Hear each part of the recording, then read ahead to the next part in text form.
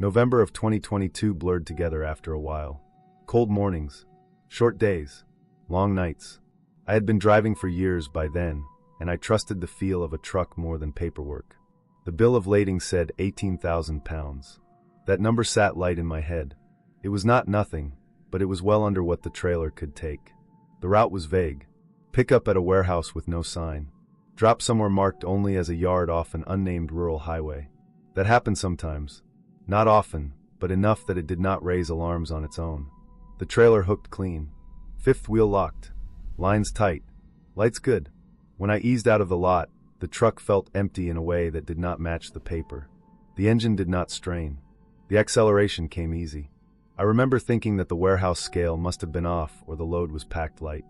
That was the first thing that felt wrong. It was a quiet wrong, the kind that settles in the chest and waits. The highway cut through fields and tree lines with no houses, no services, just dark land and colder air. The pavement was dry. The wind was low. I set my speed and let the miles slide. After about 40 minutes, I felt the pull change. It was not a sway from wind. It was a slow drag to the right, then back to center, then to the left. The steering wheel did not jerk. It drifted, the kind of movement you feel in your shoulders before you see it in your hands. I checked my mirrors. The trailer looked straight. No blontire. No smoke. I backed off the throttle. When I slowed, the suspension sagged in a way I had never felt before. Not a steady dip. It came in waves. The rear end settled, lifted, then settled again. It felt like the weight inside was deciding where to sit. I eased back up to speed, and it stopped. That made it worse. Weight does not choose. It stays put. Cargo either shifts once, or it does not move at all. This felt active. I rolled the windows down to hear better. Every time I slowed for a bend or a grade, the trailer made noise. Not the groan of steel under strain. Not the rattle of pallets. It sounded wet and dull, like pressure on wood. A long creak that rose and fell with my speed. It stopped when I held steady. It came back when I touched the brake. I told myself it was poorly strapped freight. Maybe bulk material in soft containers. Maybe a bad load job. I stayed calm because panic does nothing at speed. I watched my mirrors. I watched the road. I counted the miles to the next place where I could pull off without blocking a lane. The first turnout came after a stretch of trees. Gravel. Wide enough to get the rig clear. I eased in and let the truck idle. When I set the brake, the trailer leaned. Not much. Enough to notice. Enough to make my stomach tighten. I walked back with my flashlight. The air smelled like dirt and cold leaves. The doors looked wrong before I touched them. They bowed outward. Both of them. Not cracked. Not split. Just pushed, like something inside was leaning its full weight against them. The hinges were straight. The locking bars were straight. The seal was intact, bright and unbroken. I stood there longer than I should have. I put my hand on the metal. It was warm. Not engine warm. Body warm. I pulled my hand back and wiped it on my jeans. The trailer creaked again. The sound came from inside, low and spreading, like something shifting to get comfortable. The doors pushed out a fraction more, then settled. The seal stayed tight. I did not open it. That choice was clear and easy in that moment. Curiosity died fast when the truck rocked once, slow and heavy, as if something had leaned forward and stopped. I walked back to the cab and sat there with the engine running. I thought through options. Called dispatch. Opened the doors. Drive on. None of those felt right. The paper said 18,000 pounds. The feel said more. The movement said alive. I pulled back onto the highway and drove slow. Every mile felt longer. I stayed off the brake as much as I could. When I had to slow, the creaking came back. The waves in the suspension came back. The steering drifted again. I kept both hands on the wheel. The nearest yard showed up as a break in a fence with a wide gate and a small sign. No lights. No guard. Just a long stretch of packed dirt and a row of parked trailers. I pulled in and parked where I could unhook without blocking anyone. The ground was uneven. When the landing gear took weight, the trailer shifted hard. The creak turned into a deep groan. The doors bowed another inch. I felt it through the frame. I dropped the air lines. I cranked the gear down. I eased the tractor forward. When the kingpin cleared, the trailer settled on its own. The movement inside stopped. The silence after was heavy. I parked the tractor away from it and sat for a while. I did not hear anything else. No banging. No shouting. No animal noise. That almost made it worse. Whatever was in there knew how to be quiet or had been trained to be. I left the yard without looking back. I drove until the sky started to thin at the edges. I pulled into a truck stop at first light and turned in my keys. I quit that company the same day. No speech. No argument. I signed what they put in front of me and walked out. They never asked where the load went. That is the part that explains everything. No phone call. No message. No report request. The paperwork vanished. The run disappeared from my logs. A load that mattered would have been chased. A load that was legal would have raised alarms. This one was meant to vanish. I spent weeks replaying the feel of that trailer. I thought about what could weigh light on paper and heavy in truth. I thought about the warmth of the doors. I thought about the way the movement stopped when I unhooked, like it understood the change. There are only a few answers that fit without stretching belief. People packed tight, told to stay still.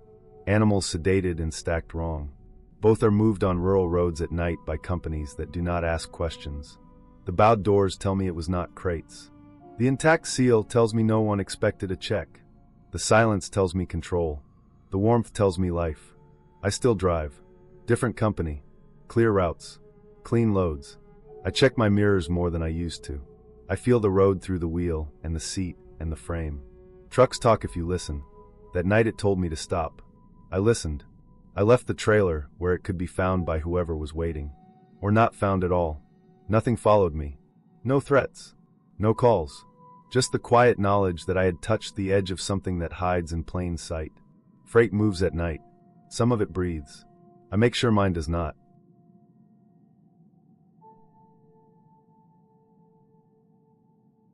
December in northern Ontario has a way of erasing edges.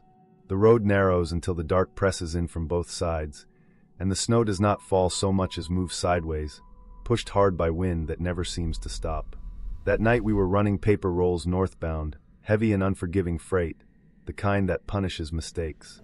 The delivery window was tight enough that stopping felt like failure. Team driving was the only way to make it work, and that was why Evan was in the passenger seat, bundled deep, silent for hours. I assumed he was asleep. The cab heater hummed.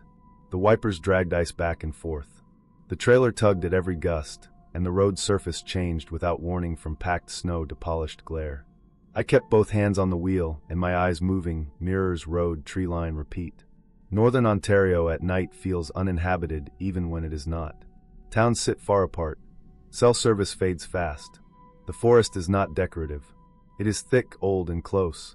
Evan had gone quiet after midnight. He had done that before. Some people sleep light in a moving truck. Others disappear inside themselves. I did not think much of it until he moved. The motion caught my peripheral vision, a sharp sit-up that broke the rhythm of the cab. His breathing changed. I could hear it over the heater. Fast and shallow. I glanced over for half a second, enough to see his face lit by the dash glow. His eyes were wide and locked forward. His hands were clenched against his thighs. He was not looking at me. He was looking through the windshield. I should have taken it seriously right away. Instead, I let the moment pass, assumed a bad dream, and kept driving. That was my mistake. The road curved gently, the trees thinning on the right where a frozen cut ran alongside us. Snow swept across the beams in sheets. For a stretch, the forest opened just enough that the darkness felt deeper rather than lighter. That was when I noticed movement that did not belong to weather. Shapes tracked the truck beyond the shoulder, just inside the tree line, pacing the cab. At first I thought it was a trick of snow and shadow, branches bending in the wind. Then the movement stayed even as the terrain changed. It matched our speed. I did not want to look too hard. Long nights teach you not to feed fear. Still, my eyes kept sliding right, catching the same smooth glide between trunks. No headlights. No reflected gear. No sound I could hear through the glass and wind. Just dark forms keeping pace through snow deep enough to slow anything on foot. Evan started shaking. It was not subtle. The seat vibrated with it. He leaned forward, staring, and something in his posture told me this was not new to him. The tension felt old, buried and pulled loose by fatigue and dark.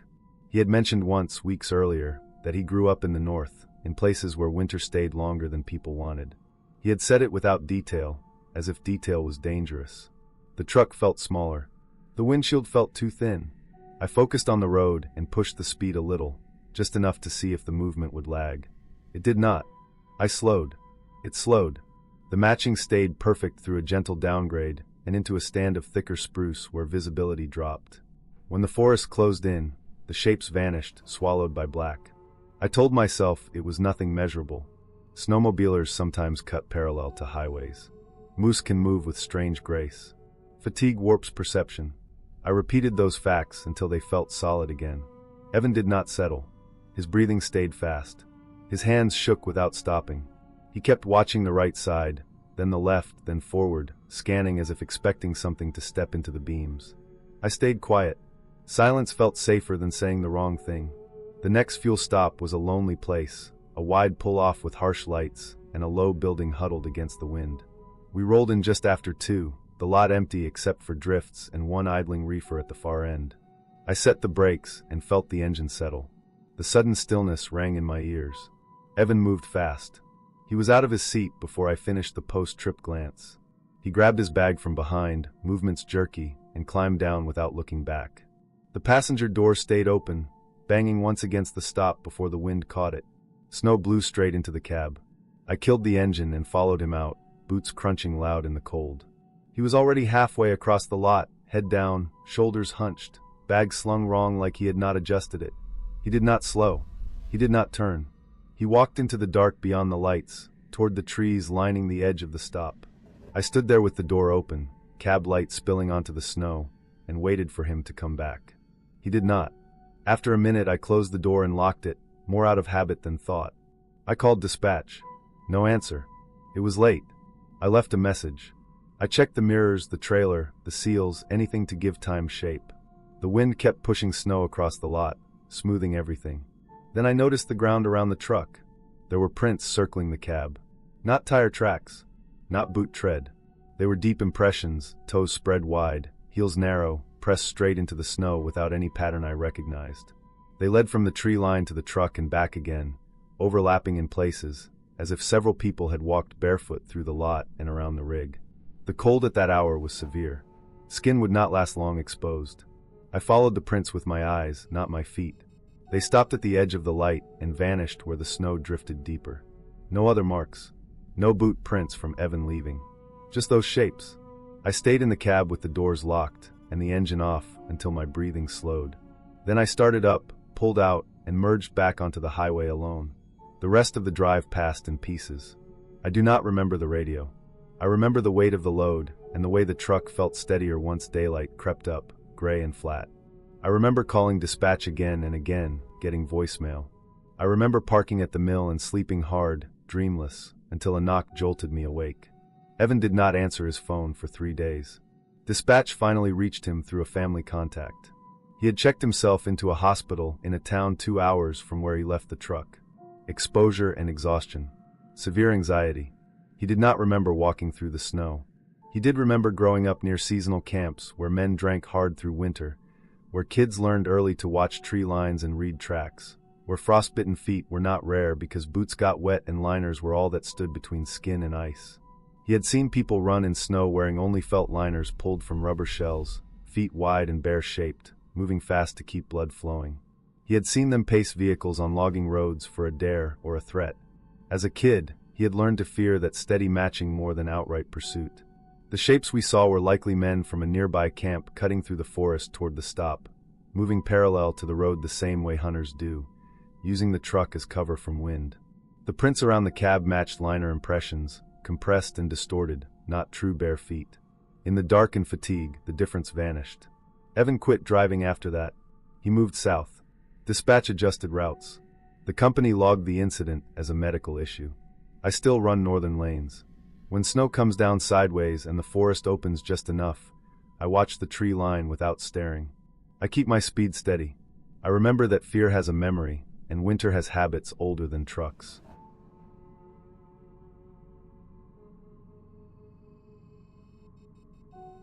My name is Carlos M. In July of 2012, I had been driving trucks for almost 12 years. I kept to daylight runs whenever I could. Nights in the desert mess with your head and your timing. That week I broke my own rule because my younger brother had been arrested in Tucson. He had picked a fight outside a bar and landed in county. Bail was cash only. I did not have it sitting around. I took a load I should not have touched. It came through a guy I knew from a packing shed outside Nogales. He said it was produce headed north. Same route I had run 100 times. The pay was cash. No delay. I would get it when I dropped the trailer. The bill of lading was handwritten on a torn sheet with a stamp I did not recognize. No company name. No DOT number. No phone that rang more than twice before cutting off. I noticed all of that and still hooked up. I told myself I had hauled worse when I was younger. I told myself it was only one night. The trailer was sealed when I picked it up. The pallets were stacked clean and tight. Boxes were marked mixed greens and peppers. The reefer unit hummed like it should. I signed the paper, put it in my visor, and rolled out as the sun fell behind the hills. The air cooled fast. The desert smell came up through the vents, dust and creosote and hot rubber. Traffic thinned after the last lights. The road straightened. I set the cruise and watched the miles come at me. About an hour out, I noticed light on the horizon to my right. It was not a single glow. It was a line of fires spaced far apart. They were big and steady. No smoke galims. No flique. I had seen campfires before and brush burns, and this was neither. They looked planned. I told myself it was border work or a training burn. I told myself not to stare. Each time I crested a rise, the lights shifted. They were always farther out, never closer, never behind me. The CB had been quiet all night. That stretch usually carried chatter from ranchers and drivers killing time. I reached to turn the squelch and heard a burst of static. Then a voice cut through for a second. It said my name. Just my name. No call sign. No channel banter. I had never used my name on the radio. I did not answer. I turned the volume down and kept my eyes on the road. My hands felt damp on the wheel. I told myself it was coincidence. Someone could have been calling another Carlos. That happens. Still, I did not turn the volume back up. The fires stayed with me for another 30 miles. They never crossed the road. They never flared. They just burned in place. I started checking my mirrors more than I needed to. I watched the reefer temp gauge. It held steady. The truck ran fine. The road noise settled into that low hum that can put you to sleep. I felt tired but alert. The kind of alert that comes with stress. I pulled into a rest turnout before the state line to clear my head. It was one of those wide gravel spots with a sign and a trash barrel. No lights. No other vehicles. I shut the engine down and listened to the tick of cooling metal. The desert went quiet. I stepped out and stretched. When I looked back toward the horizon, the fires were gone. All of them. The darkness felt heavier without them. I stood there longer than I should have, waiting for my eyes to adjust, but nothing came back. I walked to the back to check the seal. The wire was cut clean through. The tag was gone. I felt a rush of heat in my face. Breaking a seal is a big deal. I unlocked the doors and swung them open. The pallets were still there. Nothing missing. The boxes were intact. I reached in and touched the nearest carton. It was warm. Not room warm. Body warm. The air inside felt thick. The reefer was still running. I checked the unit again. It read normal. I stood there with my hand on the box and felt a faint pulse of heat rising and falling. It was not movement. It was air pressure, like the trailer was breathing with the engine cycling. I closed the doors and latched them. I replaced the seal with a spare I carried and wrote the number down. I got back in the cab and sat for a minute with the engine off. I thought about turning back. I thought about my brother in a cell waiting for a phone call. I started the engine and pulled out. The rest of the drive passed without lights or voices.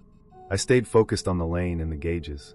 When dawn came, it washed the desert in pale orange and made everything look flat and harmless. I felt stupid for how tense I had been. I rolled into the drop yard at sunrise. The address was a dirt lot with a locked gate and a faded sign for a company that did not match the paper. No one was there. I waited an hour. I called the number again. Disconnected. I knocked on the office door. Empty. I unhooked the trailer and left it where the paper said. I took pictures with my phone of the seal and the pallets through the gap. I drove straight to Tucson and paid the bail. My brother came out shaken and grateful. He asked about the run. I told him it was fine. That was not true, but I did not want him carrying it. Over the next week, I tried to track down the load. I called the packing shed. The guy said he never set it up. I checked the stamp on the paper. It belonged to a cold storage outfit that had closed 2 years earlier. I asked a friend who works inspections about warm produce. He told me some loads heat up from respiration if the airflow is wrong, especially greens packed tight. The breathing feeling fit that. The broken seal fit theft checks along the border. Fires fit controlled burns used by crews marking routes at night. Names on the radio fit a leak. Someone had my paperwork. Someone knew who was hauling it. I filed an anonymous tip and let it go. Nothing ever came back on me. No finis. No calls. The trailer was gone when I checked later. The lot was empty. I went back to daylight runs. I stopped taking cash. I stopped ignoring my own rules. My brother stayed out of trouble. The desert did not do anything to me that night. People did. That is what I learned, and that is why I never hauled another load like that again.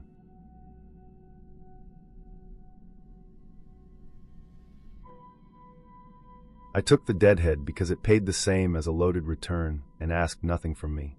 Drop pipe near Vernal, point the nose east, and roll back to Colorado empty. No delivery window. No ruse. The kind of run drivers like because it feels like time off that still counts. October had already cooled the basin down. Clear sky. Dry air.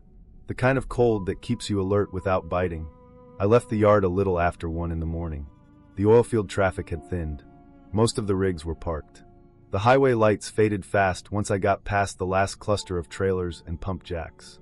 The Uinta Basin at night feels hollow. Not peaceful. Just empty. The land sits wide and flat, then drops away into long, shallow valleys that swallow sound. You notice it when you roll the window down and hear nothing change. No wind. No bugs hitting the glass. No rustle from brush.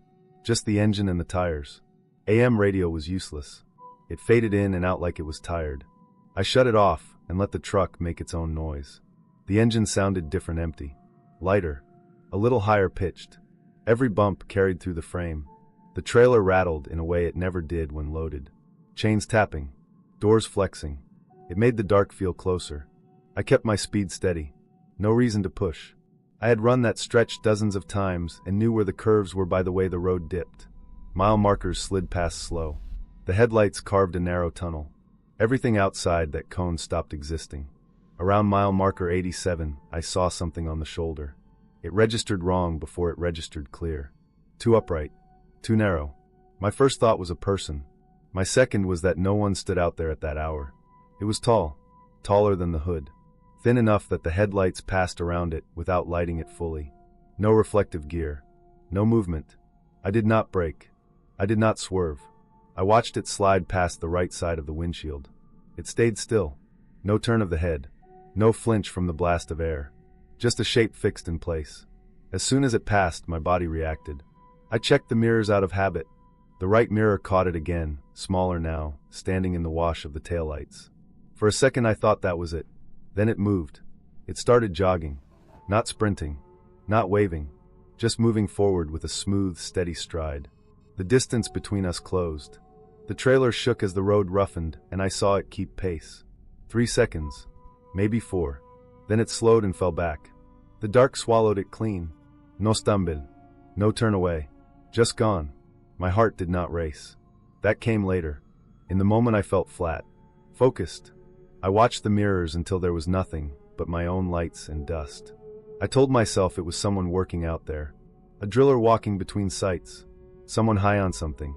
Someone who thought it was funny to scare trucks. All of those made more sense than letting my mind drift. I did not stop. I did not slow. I drove until the road curved and the mile markers kept ticking. The silence pressed harder. I turned the radio back on. Static filled the cab. I left it that way. The rest of the night stretched. Every reflective post looked like a person until it wasn't. Every rise in the road made my shoulders tense. I kept checking mirrors. Nothing followed. Nothing waited on the shoulder again. The sun came up pale and weak. The land took on color. Gray rock. Brown scrub. The road became a normal road. My breathing eased without me noticing. By the time I crossed into Colorado, I felt tired in a dull way, like I had been holding a tool too long. I parked later that morning at a small truck stop and went inside for coffee. The normal sounds felt loud. Doors slamming. Engine starting. I sat for a while before heading back out to the truck. I did my walk around out of routine more than concern. The dust on the trailer doors caught my eye right away. 2 prints. Palms and fingers. Pressed flat near the top seam. Human-shaped. Clean enough to see detail. Too high to reach from the ground. Too centered to be from someone climbing the bumper. I stood there longer than I meant to. I measured the height with my hand. I could not reach it even on my toes. There was no damage. No bent metal. No scuffs along the side. Just those prints. I wiped one with my sleeve, and it smeared like normal dust. Nothing oily. Nothing strange. I finished the walk around and pulled out. I kept thinking about the stretch of road. About how empty it was. About how someone could be out there, and I would never know until I was already past them. It took me a few days to piece it together. Not in a rush. Just letting the memory sit until it made sense. The oil field attracts people who do not want to be seen. Not all of them work for companies. Some live out there. Some move between sites looking for scrap. Some ride trucks. It is not common, but it happens. I had heard stories. People climbing ladders while a rig slows through rough patches. Riding the back for miles. Dropping off before daylight. That stretch near mile 87 dips and roughens. I had eased off the throttle without thinking. The trailer would have slowed just enough. Someone standing on the shoulder could have grabbed the ladder at the rear. Klimbit fast. Stayed low. When I checked the mirrors, they could have been dropping back down. The jogging could have been them hitting the ground and keeping pace for a few steps before the speed took over. The height of the prints fit if someone stood on the bumper and pressed forward. The lack of scuffs fit if they knew where to place their feet. The stillness fit if they were waiting for the right moment. What stayed with me was not fear. It was the quiet confidence of it. The idea that someone could be there, decide to use my truck, touch it, and leave no sign except 2 dusty hands. I changed how I ran after that. I stopped easing through rough stretches at night. I checked my mirrors longer. I paid attention to shoulders in places where no one should be. I never saw anything like that again. The Uinta Basin stayed the same. Wide. Silent. Empty. But it never felt harmless after that. It felt like a place that watched and waited for mistakes. I stopped taking deadhead runs through there after midnight. Easy money stopped being worth the extra thought it took to keep my hands steady on the wheel. Those prints washed off the first rain. The memory did not.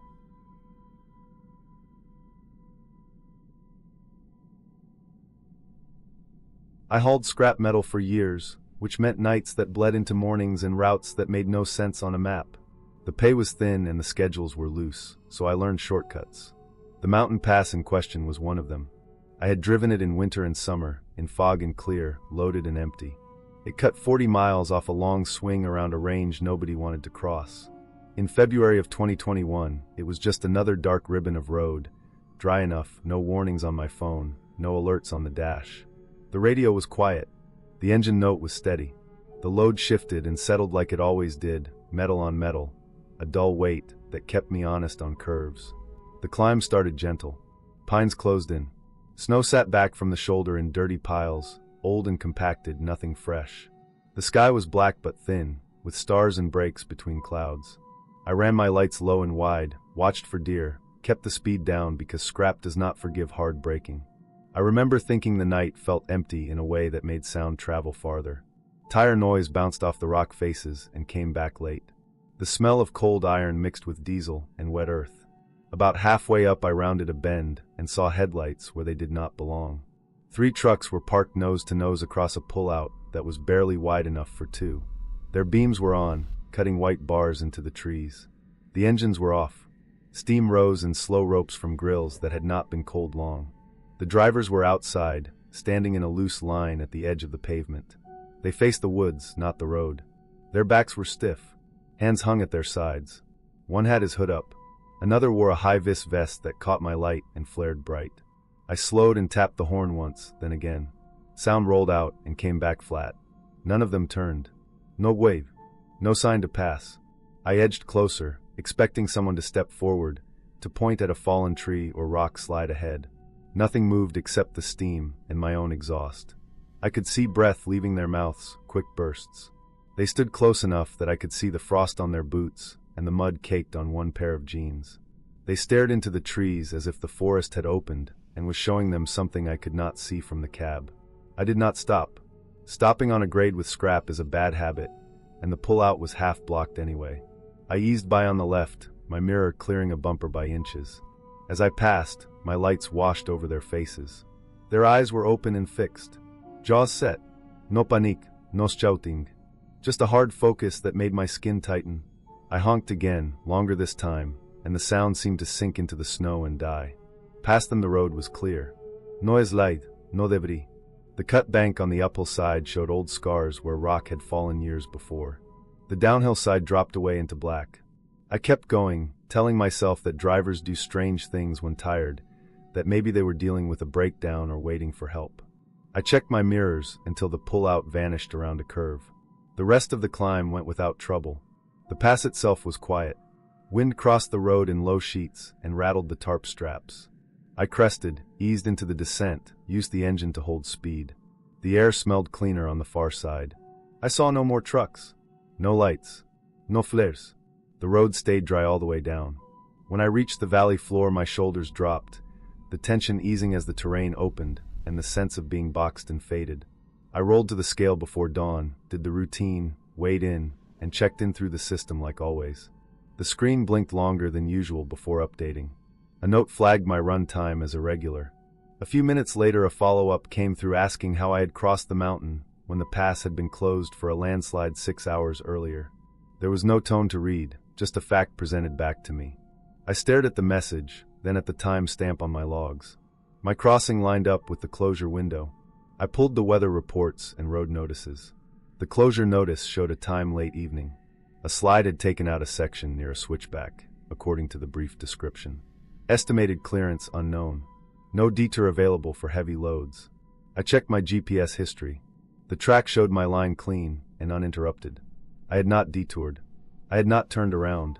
I sent back the only answer that made sense, that I had driven the pass as usual and found it clear. The response came back with a request for details and a note that no heavy vehicles were logged through after the closure. Cameras at the lower gate showed nothing. The upper gate had been closed before I arrived. I parked and walked the yard to burn off the unease. Scrap yards have their own smell, sharp and oily. Sunlight came up weak and pale. I replayed the night in my head, the parked trucks, the drivers facing the trees. I realized I had assumed they were truckers because of the rigs, but I had not seen company names. The plates could have been out of state. The rigs could have been private haulers, owner-operators running odd hours like me. Later that day, a bulletin circulated with more detail. The slide had been a slow slump, not a dramatic crash. Earth and rock had moved downslope over several hours, bowing a guardrail and pushing the pavement outward until a section cracked and dropped. Crews closed the road as a precaution before the worst of it. The exact point was below the pullout I had passed. Above that point, the road had remained intact until the final failure sometime after midnight. The time started to fit. If those 3 trucks had reached the pullout just as the slump began, they would have seen the trees lean and the ground shift without a clear break. From the road it would look like nothing had happened yet, but the woods would tell a different story. Soil moves make a sound you feel more than hear.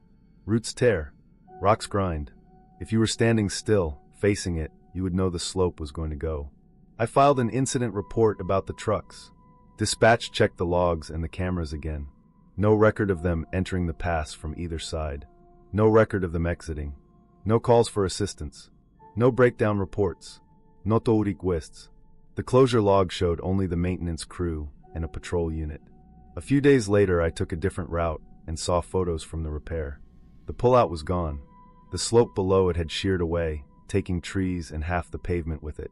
The place where the trucks had been parked was now a raw edge, dirt and snapped roots hanging in space. If they had stayed there, they would not have been on the road when it failed. They would have gone down with the slope. The explanation that settled in my head was not strange. It was ordinary and ugly. The 3 rigs had been hauling outside the system, cash loads, no trackers, no logs. They hit the pass before the closure, saw the ground moving, and stopped. They stood there because moving forward meant crossing a section that was already compromised, and backing up meant threading a narrow grade in the dark with a load that could shift. They froze, watching the hillside, waiting for a clear sign. When the slump finally went, it likely took the pullout with it. There would be no record, because there was nothing left to record. Metal sinks. Paper burns. The mountain keeps what it takes. What bothered me was not that they were unlogged. It was that I had driven through between the warning and the failure, through a window where the road still held but the land had already decided. I had been a few minutes earlier or later than the point where caution becomes survival. The pass had let me through because it had not finished breaking. I stopped using that shortcut. Not because of fear of anything unreal, but because I learned that warnings do not always reach you in time, and that silence on a road can mean the wrong people saw the right thing too late. I still haul scrap. I still drive nights. When I pass a pullout now and see fresh dirt or trees that do not look settled, I slow and look longer than I need to. I remember 3 trucks parked nose to nose, drivers standing in the cold, eyes fixed on a slope that was already moving, and I accept that sometimes the only reason you make it home is timing you did nothing to earn.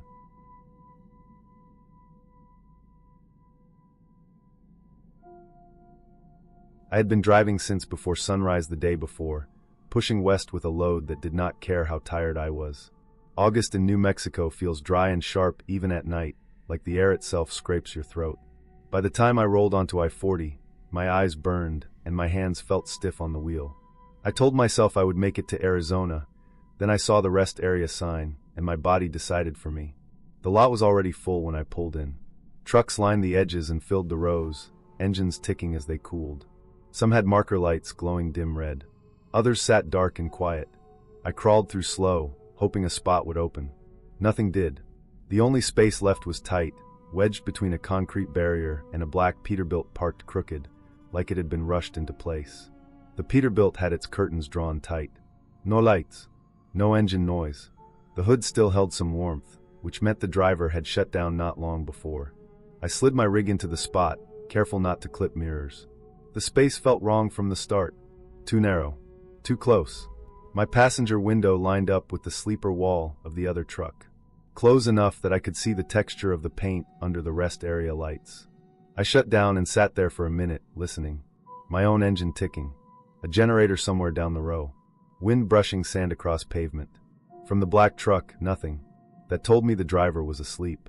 I pulled my curtains, kicked off my boots, and lay back, telling myself I had parked next to sleeping strangers 100 times. Sleep came in short pieces. I kept waking up for no reason. The kind of half-dreams where you think you hear your phone vibrate or feel the truck move. The desert night pressed close. At some point I noticed the rest area lights had gone off on their timer, leaving only a few distant lamps near the bathrooms. My cab felt sealed off from the world. I do not know how long I had been out when the sound hit. A hard thump, right beside my head. Not metal shifting. Not wind. Another thump followed, then another. It came from the other truck. From inside its sleeper. I sat up, heart already going fast. The sound was not steady. It had no rhythm. It was the sound of something hitting a wall with force, stopping, then hitting again. Each hit carried panic. I could feel it through the thin space between trucks. I pulled my curtain back an inch and listened. The banging grew louder, then faster. It moved along the wall, like whatever was inside was not staying in one place. It was not an engine problem or a door slamming. It was a body. My first thought was medical trouble. A driver having a seizure or stuck somewhere. The thought that someone could be dying a few feet away flipped a switch in me. I pulled on my boots, grabbed my flashlight, and climbed down. The air outside felt cooler than inside the cab, but my skin prickled. I walked the short distance to the black truck. Up close, it looked older than I had thought. The paint was clean but dull. No company name. No DOT numbers on the door. The sleeper curtain was thick and dark, pulled tight from inside. The banging was frantic now. It rattled the sleeper wall. I stood there, unsure where to knock. On the door or the sleeper panel. I chose the sleeper side where the noise came from. I raised my hand and knocked once firm, the way drivers do. The banging stopped at the exact moment my knuckles hit metal. The sudden quiet felt louder than the noise had been. I waited, holding my breath. Nothing. No movement.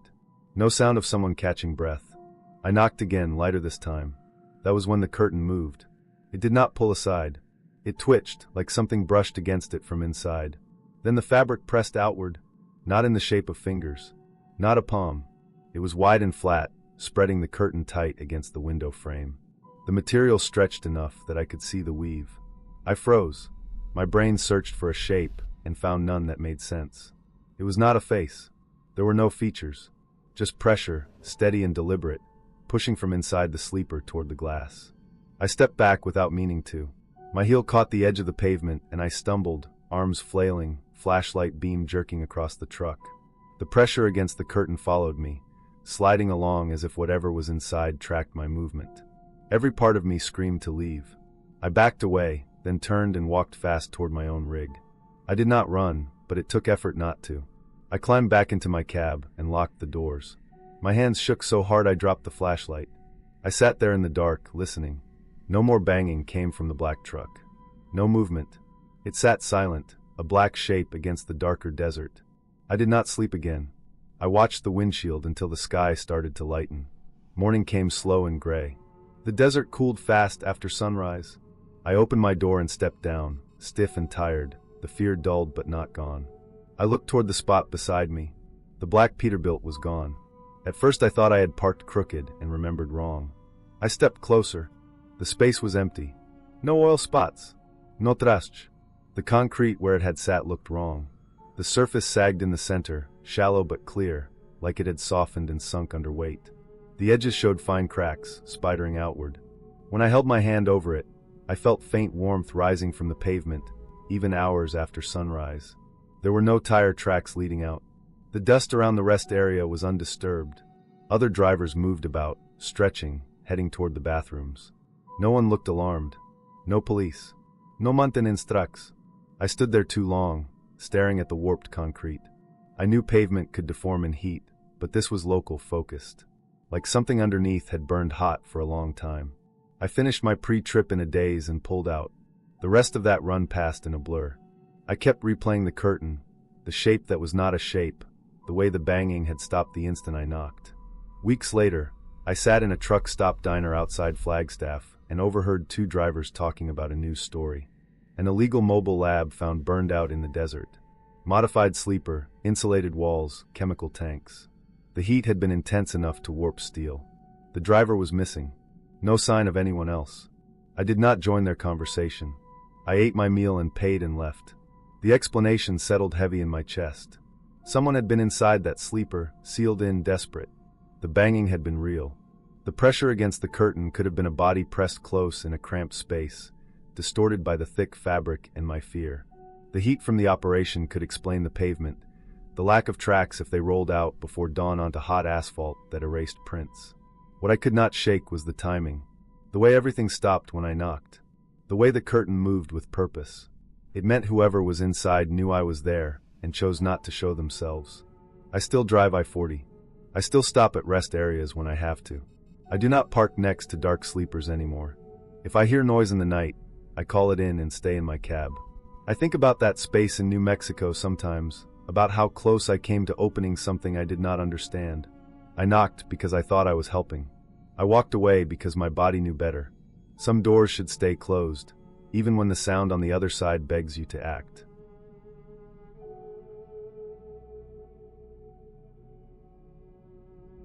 The night run started like dozens before it. Southern Louisiana in May held heat even after dark, the kind that pressed through the cab glass and stuck to skin. Diesel smell clung to everything. My truck and my buddy's truck moved south on a long straight stretch, hauling fuel, keeping space between us so one could pass the other when fatigue crept in. We called it leapfrog. It worked. It kept eyes open. The road was flat, lined with cypress and black water, and the air felt heavy enough to chew. The CB stayed on out of habit. Static rose and fell like breath. The radio gave comfort because it proved someone else was there. We had run together enough that our rhythms matched. Same speed changes. Same timing on brakes. Same jokes. Same phrases. That sameness made the hours slide by. Close to midnight, the radio noise shifted. At first it sounded normal. Then it sounded too normal. A voice came through that carried the same tone and pacing as my partner. It did not strike me as odd right away. Fatigue blurs edges. I assumed he had keyed up again. Then the same voice came again, but with my own cadence. Same pauses. Same way I dragged certain words when tired. My first thought was that one of us was leaning on the mic or the radio was echoing. CBs do strange things in the lowlands. The signal bounces off water and metal. Sometimes you hear yourself delayed by a second. That made sense. I focused on the road. The fuel load shifted softly behind me with each curve. The mimicry continued. The tone matched us so closely that my skin tightened along my arms. I checked the mirror. My buddy's headlights stayed where they should be. No other rigs showed behind or ahead. The highway rolled empty, just reflective markers and the pale stripe in my beams. I felt irritation before fear. Long nights breed short tempers. I assumed he was messing with me, running some cheap trick to stay awake. I reached for the volume knob, then stopped. I wanted proof before reacting. The radio stayed alive, carrying fragments that fit too well. References only we used. Details from earlier in the run. Stuff not said on the air, but said over burgers hours before. That detail mattered. It pressed on me. I watched mile markers slide past. I watched my gauges.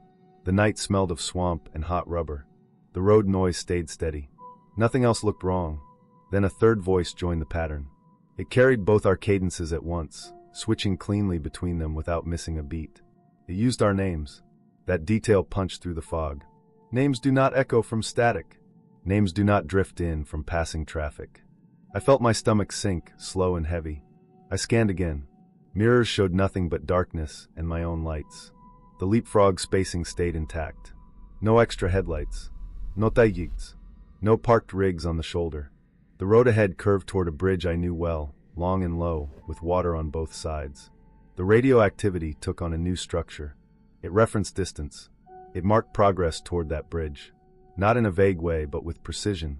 The countdown matched the markers I was passing. Each number lined up with the green signs on the shoulder. That alignment cut through any remaining sense of coincidence. I reached for the handset, then stopped. Training kicked in. Fuel haulers do not play games with radios. Anything that raises pulse raises risk. I kept my hands on the wheel. I eased my breathing.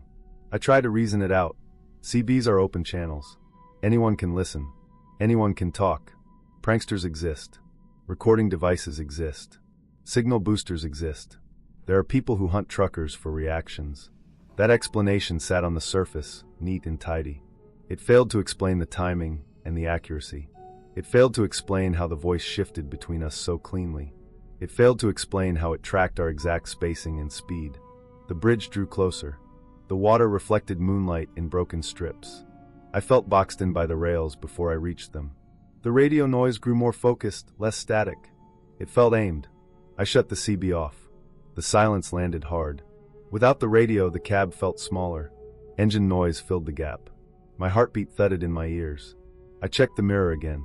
My buddy stayed put, steady and real. We crossed the bridge without incident. Nothing jumped out. No lights appeared. No truck slipped between us. The water slid past below, dark and calm. On the far side, I pulled into a rest area and waited. My buddy rolled in behind me. We parked nose to nose under harsh lights. The heat still pressed down. Insects battered the lamps. Neither of us moved for a moment. We inspected the trucks. No extra antennas. No luces guayers. No recording gear. No signs of tampering. Everything looked as it should. We compared notes without using the radio. The details matched too closely to ignore. The timing. The content. The countdown. We reported it. Dispatch logged it. They pulled our GPS data. They checked tower pings. They checked known repeaters in the area. They found something that fit. A local outfit had been testing a high-power mobile repeater that night, mounted on a pickup parked near the bridge. It was not illegal, but it pushed limits. The operator had been recording CB traffic earlier in the evening, looping it back onto the channel with delay and modulation. He had been playing with voice-matching software tied to a simple soundboard. Crude by today's standards, but effective enough in the dark. He had access to public load boards and had pulled our names from an open dispatch exchange earlier that day. The mileage countdown came from a map and a speed estimate. The bridge was obvious to anyone who knew the route. It was a prank built on preparation and luck. It worked because we were tired. It worked because the road was empty. It worked because the technology did just enough. The state fined him later for interference. The report closed clean. No mystery remained on paper. What stayed with me was not fear of something unreal. It was the knowledge of how thin the line is when trust rides on a wire and a voice. How easy it is to shake a person when you borrow what sounds familiar and turn it against them. After that night, I kept the radio low. I watched the road more. I trusted my eyes over my ears. The bridge still looks the same in daylight. At night, I remember the numbers sliding down and the way silence felt like the safer choice.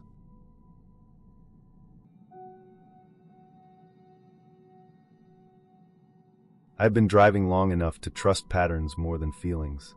In March of 2019, I was hauling frozen chicken east on a reefer schedule that left no room for delays. Pickup had gone clean. Trailer temp held steady. Bills were tight. The only problem was time. An accident ahead turned the interstate into a parking lot, and my GPS pushed me off onto a state road I did not recognize. It promised a bypass and flagged a scale house ahead as open. That alone should have stood out.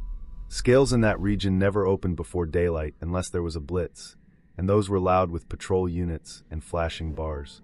I remember checking the clock on the dash. It read 4:45 a.m. I remember the sky being heavy and low, the kind of dark that swallows distance. The reroute ran through farmland and old industrial spurs. No traffic, no radio chatter. My reefer hummed behind me like it always did, a steady mechanical breath that had become part of my body after years on the road. When the scale house appeared, it came fast. One moment there was nothing but black road and reflective posts. The next there was a concrete apron and a building set back from the shoulder. The sign over the lane flickered between green and blank. The font looked old. The bulbs glowed weak and uneven. There were no cruisers parked anywhere.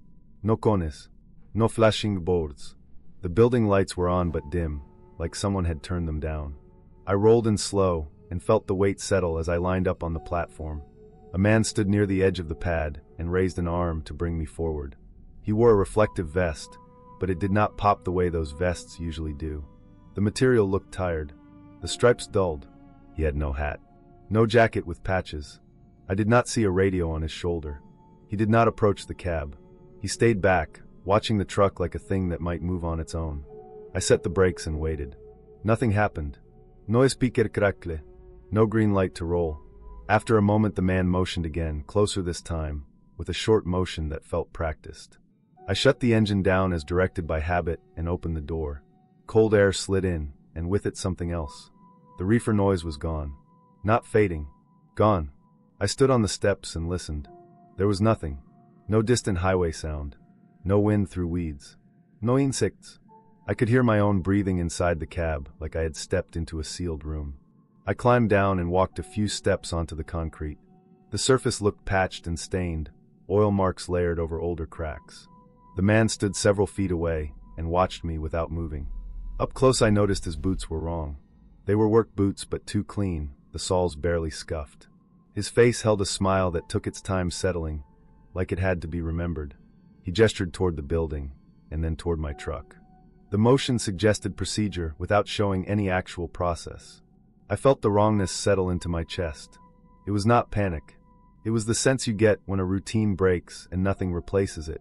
I looked back at my truck. The trailer sat level. The unit was dark. The small digital display that should have glowed blue showed nothing. I reached into the cab and turned the key. The dash stayed dead. No click. No warning lights. The batteries had been strong an hour earlier. I tried again. Still nothing. The silence pressed closer. The man's attention stayed fixed on me. Not on the truck, not on the building. On me. I did not follow him inside. I stayed near the cab and did a quick walk around. Tires were intact. Seals unbroken. Landing gear untouched. Nothing looked tampered with. The building behind him had windows that reflected light, but showed no interior. The door was shut. No signage listed hours or authority. The sign above the lane flickered again and went dark. Time stretched. I checked my phone. No signal. The screen glowed weak and useless. The man shifted his weight once, and the reflective stripes on his vest swallowed the light instead of throwing it back.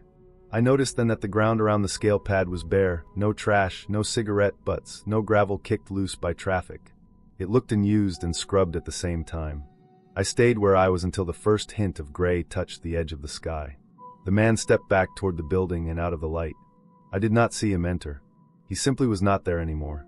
The building lights dimmed further. The sign stayed dark. I stood alone on the pad with a dead truck and a load that could not wait. When daylight finally came, it arrived fast, washing color into everything at once. The silence broke with it. Wind moved through weeds. A bird called from somewhere behind the trees. In the full light, the place did not look abandoned. It looked wrong in a different way. Smaller. Thinner. The building seemed too close to the road, the pad too short for a full rig. I walked the perimeter and felt my stomach drop. There were no power lines feeding the structure. No conduit. No meter. The asphalt ended a few yards past the pad and turned into cracked pavement choked with weeds. The building itself was gone. Not empty. Gone. In its place was a rectangle of lighter ground where something had sat recently. Tire marks cut through the weeds, fresh and deep, angled toward a dirt access road that disappeared behind a stand of trees. My truck started after a jump from a passing farmer who stopped when he saw me flagged down. The reefer kicked back on like nothing had happened. The temp had climbed, but not enough to spoil the load. I pulled out and drove until I had signal. Dispatch had no record of a scale on that route. DOT confirmed the same. The GPS reroute did not exist in the system logs. The coordinates pointed to a closed-way station decommissioned decades earlier and demolished according to records. There had been reports in that county of cargo thefts and inspection scams using portable scales and fake stops to delay drivers until accomplices could assess loads or force abandonment. The description matched. Early hour. No uniforms. No official vehicles. Portable power. Quick setup. Quick removal before daylight. I delivered late, but intact. I filed reports and gave statements. Nothing came of it. No cameras. No witnesses. The official explanation covered the facts without touching the feeling. I still run nights. I still trust patterns. When something breaks them now, I do not stop. I keep rolling until the road makes sense again.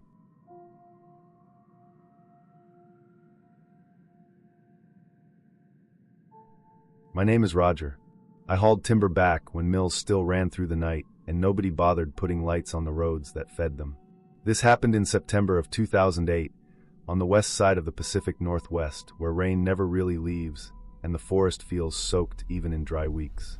I had been running graveyard shifts for years by then. Logging roads teach you habits fast. You read the grade by the pull in your gut. You smell breaks before you hear them. You trust what your eyes give you, and you never push past what feels wrong. There are no signs out there, no mile markers, just spurs cutting off into darkness and fog that rolls downhill like it is alive. That night I was loaded heavy. Fresh cut timber from a landing near a river bend. The loader had been sloppy, bark torn, sap wet. The load sat high and tight. I chained it clean and pulled out just before midnight. Fog was already pooling in the low spots. My brights punched into it and came back dull. 10 minutes and I caught movement on the right side. Pale shape slipping between trunks when the light hit just right. It was fast and low. I told myself elk. I had seen plenty. The way they ghost through brush makes your heart jump even when you expect it. A mile later I saw it again. This time closer to the road. Same pale flash. Too smooth. No sound. I slowed without thinking. My hands stayed loose on the wheel. I kept the engine steady. The third time it did not move away. My brights hit fog, and something stood where the trees thinned. It was upright. Not tall like a person standing straight. Bent at odd angles like joints not locked. It crossed the road in 3 steps that covered too much ground. Then it was gone. I did not stop. I did not speed up. I kept the truck exactly where it was meant to be and watched my mirrors until the road curved and the forest closed again. I ran the rest of that stretch tense and quiet. No radio. No coffee. Every sense leaned forward. I checked my gauges too often. The air smelled wet and old. Like river mud. At the scale house later the clerk noticed something off. I did not hear the words clearly over the idle, but the look said enough. Timber does not drip. My trailer was leaving a trail of water across the concrete. I pulled forward and set the brakes. When I walked back my boots splashed. The bunks were soaked dark. Water ran down the side rails and dripped from the chains. It smelled like a riverbed, rotten algae and cold stones. There were marks along the right side, long scuffs in the grime, drag lines that climbed up the rails toward the load. Not scratches from branches. Hand width. Irregular. Like something pulled itself up while the truck was moving slow. I climbed onto the catwalk and checked the load from above. Nothing loose. No broken chains. The logs were wet, but they had been wet when I left. The difference was the water that should have shaken off miles ago. I finished weighing and rolled out. I drove straight to the mill and unloaded under the lights. The loader operator pointed at the water pooling beneath my trailer and shook his head. I said nothing. I watched the logs lift away one by one. When the last log came free, there was debris trapped between the bunks. Weeds. Long strands of river grass. A scrap of fabric caught on a bolt head. Pale blue. Synthetic. Torn. I reported it in the morning. Company safety took notes. County sheriff came by later that day. They already had a report. A man had gone missing near the river upstream from the landing 2 nights before. Seasonal worker. No fixed address. Seen drinking by the water after dark. They found his clothes downstream the next week. No body. The explanation came together slow. It always does. The landing sat close to a bend where the current slowed and piled debris. The fog that night had been thick enough to hide movement. A man cold and soaked could look pale and wrong under headlights. A person scrambling up a moving trailer would move fast and uneven. Bent joints. Too quick. The water came from him clinging there, from clothes heavy with river and weeds pressed between logs. The smell matched. The drag marks fit the height. The timing fit the gap between sightings and scale house. What stayed with me was the silence. No pounding. No shout. Just weight and water and the feeling of being watched while I rolled through the dark. I ran those roads another year. I never loaded near water after that without walking the perimeter first. I kept my brights lower in fog. I trusted that first instinct and slowed sooner. I never saw that pale movement again. But every time water dripped from a load where it should not have, I felt the same cold settle in my chest. Some things do not need anything unreal to haunt you. They only need darkness and a moment when someone is desperate enough to grab hold and ride.